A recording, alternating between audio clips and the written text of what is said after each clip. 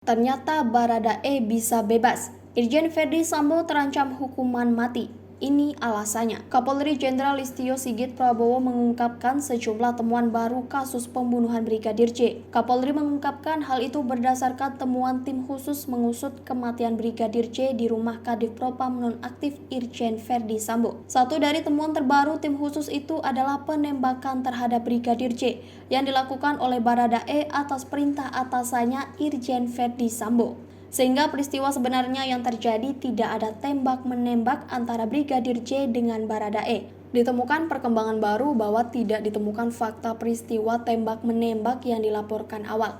Namun menemukan peristiwa penembakan terhadap saudara J yang dilakukan Barada RE atas perintah FS. Kata Kapolri dalam konferensi pers di Mabes Polri Jakarta, Selasa 9 Agustus 2022 malam. Baradae bisa bebas. Pakar hukum pidana Asep Iwan Iriawan mengatakan jika penasehat hukum Baradae jeli, maka kliennya yakni Baradae bisa bebas.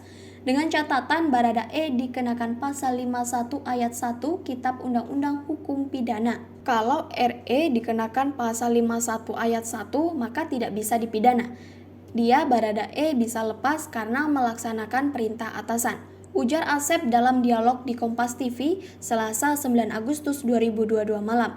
Menurut Asep, seorang bawahan apalagi pangkat terendah seperti Baradae sangat sulit menolak perintah atasannya langsung dari seorang jenderal seperti Irjen Ferdy Sambo. Kata penasihat hukumnya, dia Baradae ketakutan diperintah atasannya untuk menembak. Kalau diperintah atasan, ya tidak bisa dipidana.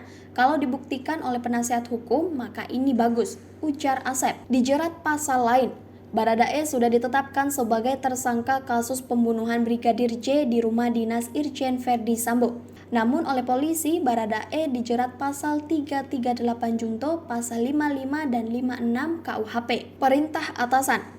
Barada Richard Eliezer atau Baradae disebut mendapat perintah untuk menembak Brigadir Yosua di rumah dinas Irjen Ferdy Sambo. Kuasa hukum Baradae Deoli Payumara mengatakan jika kliennya itu memang mendapat perintah dari atasannya untuk menembak Brigadir J.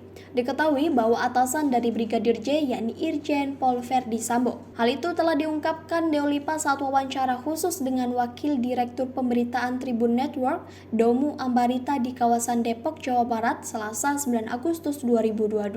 Ferdy Sambo terancam hukuman mati.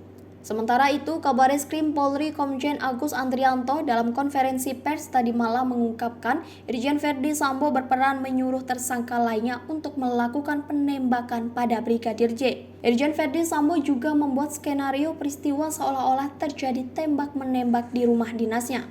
Barada RE telah melakukan penembakan terhadap korban. Bribka RR turut membantu dan menyaksikan penembakan korban. Tersangka KM turut membantu dan menyaksikan penembakan korban.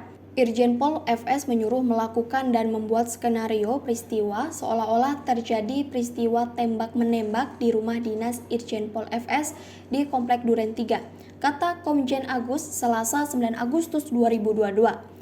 Berdasarkan hasil pemeriksaan dan peran masing-masing, penyidik menerapkan pasal 340 subsider pasal 338 Junto, pasal 5556 KUHP, di mana dalam pasal tersebut tercantum ancaman maksimal hukuman mati, penjara seumur hidup atau penjara 20 tahun.